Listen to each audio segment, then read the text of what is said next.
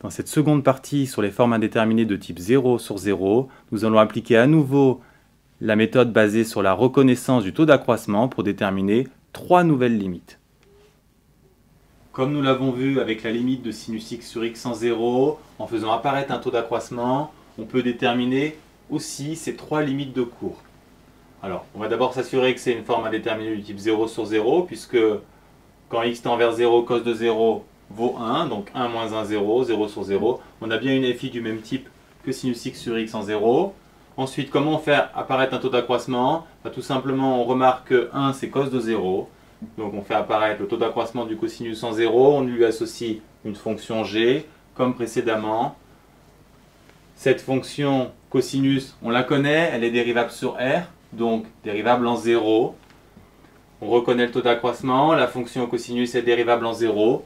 Donc, son taux d'accroissement a une limite qui existe et qui vaut la dérivée du cosinus en 0. La dérivée du cosinus, c'est moins sinus de 0, qui vaut 0, d'où la limite cherchée, qui vaut 0. Pour la limite d'exponentielle de x moins 1 sur x quand x tend vers 0, on constate d'abord que quand x tend vers 0, e de 0 égale 1, donc on a une forme indéterminée de type 0 sur 0. On va appliquer la même méthode. Pour faire apparaître le taux d'accroissement, on constate que 1 c'est e de 0. Ensuite, la fonction associée, bien entendu, c'est l'exponentielle. Quant à la rédaction, elle est exactement similaire. On reconnaît le taux d'accroissement de la fonction exponentielle en 0.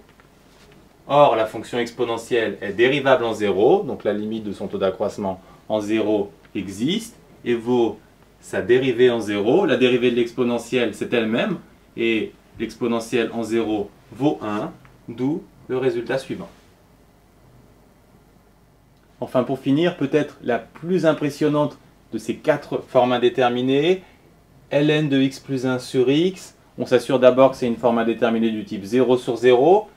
Quand x tend vers 0, le logarithme tend vers ln de 1, et ln de 1 c'est 0, en bas 0, donc on a bien une forme 0 sur 0. Alors, comment faire apparaître un taux d'accroissement? Eh bien, il faut constater que ln de 0 plus 1 c'est 0, donc finalement pas de souci. La fonction associée sera donc ln de x plus 1, et on applique à nouveau la même rédaction.